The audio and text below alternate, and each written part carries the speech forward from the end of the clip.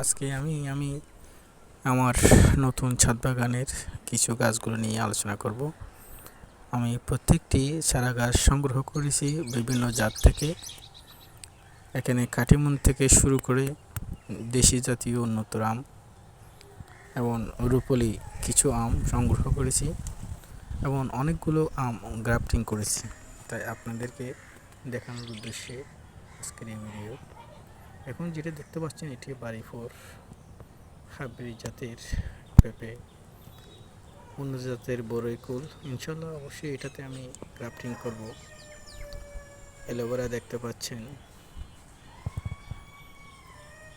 এটাও একটা পেঁপে গাছ। এটা হচ্ছে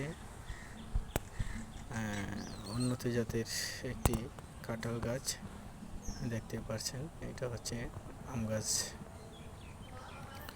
ফুল গাছ আছে। বিভিন্ন প্রকৃতির চারা নিয়ে আমি আমার ছাদ বাগানগুলো সাজাচ্ছি ইনশাল্লাহ।